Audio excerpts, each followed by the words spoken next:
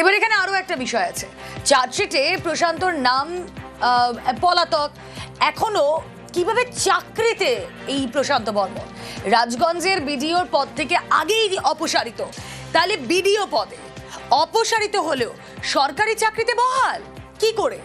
কথা বলবো, প্রতিনিধি শান্তনু রয়েছেন সঙ্গে। শান্তনু,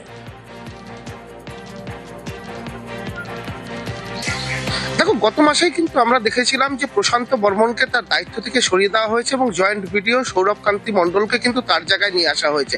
সৌরভ কান্তি মণ্ডল কিন্তু যেটা দেখা যাচ্ছে যে গত নভেম্বর মাসে যখন দত্তাবাদের স্বর্ণ ব্যবসায়ী খুনের ঘটনায় নাম জড়ায় বিডিও প্রশান্ত বর্মনের, তারপর থেকে কিন্তু জয়েন্ট বিডিওই পুরো দায়িত্ব সামলাচ্ছিলেন।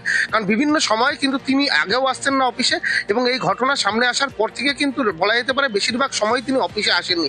তারপর বিভিন্ন পর্বে দেখা যাচ্ছিল যে জয়েন্ট বিডিও সৌরভ কান্তি মণ্ডলই কিন্তু দায়িত্ব সামলাচ্ছিলেন বিডিওর, এবং বিডিও মাঝে মধ্যে অফিসে আসলেও মুহূর্তের মধ্যে তিনি ভ্যানিশ হয়ে যেতেন।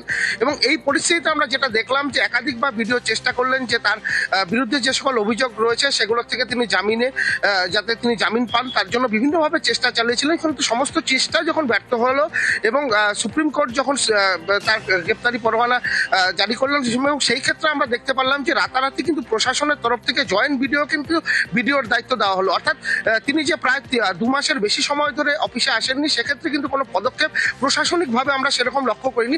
বরং একটা চিঠিতে যেটা জানানো হয়েছিল জয়েন্ট বিডিও সৌরভ কান্তি মণ্ডলকে, যে প্রশাসনিক এবং আর্থিক লেনদেনের যেটা দায়িত্ব, যেটা একমাত্র বিডিওরই থাকে একটা বিডিও অফিসে, এবং বিডিওর যে ক্ষমতা, সর্বোচ্চ ক্ষমতা, সেই ক্ষমতার বলটুকু দেওয়া হয়েছিল জয়েন্ট বিডিও সৌরভ কান্তি মণ্ডলকে। অর্থাৎ তার অবর্তমানে তাকে সরিয়ে দেওয়া, চাকরি থেকে বরখাস্ত করা বা প্রশাসনিক কোনো পদক্ষেপ কিন্তু সেইভাবে কিন্তু আমরা কাগজে কলমে দেখতে পাইনি। শুধু দেখতে পেয়েছি বিডিও বদল হলো, অর্থাৎ বিডিওর জায়গায় জয়েন্ট বিডিওকেই তার দায়িত্ব দেওয়া হলো। অর্থাৎ কাগজ কলমে যে সকল কাজকর্মগুলো সরকারি রয়েছে, সেক্ষেত্রে বেতন থেকে শুরু করে সমস্ত দায়িত্ব কিন্তু জয়েন্ট বিডিও, যেহেতু তাকে অর্থনৈতিক এবং প্রশাসনিক দায়িত্ব দেওয়া হয়েছে, তিনি পালন করছিলেন গত মাস থেকে।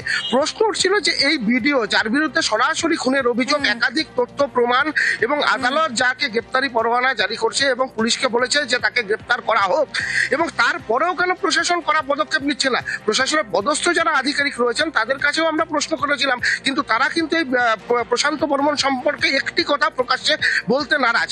কারণ গত কয়েক বছর ধরেই কিন্তু জলপাইগুড়ি প্রশাসনিক মহলে কিন্তু Prashanta Barman as a powerful BDO হিসাবে কিন্তু পরিচিত। এই পাওয়ারফুল অর্থাৎ এই শব্দটা শুধু প্রশাসনিক মহলের নয়, এবং তার যে কর্মক্ষেত্র রাজগঞ্জ বিডিও অফিস এবং অফিস সংলগ্ন এলাকা, সেই ক্ষেত্রেও কিন্তু এই পাওয়ারফুল বিডিওকে কিন্তু সচরাচর অনেকটা দূরত্ব বজায় রেখেই চলতেন সাধারণ মানুষ। তার কারণ হচ্ছে তিনি নিজেকেও দাবাং বলে দাবি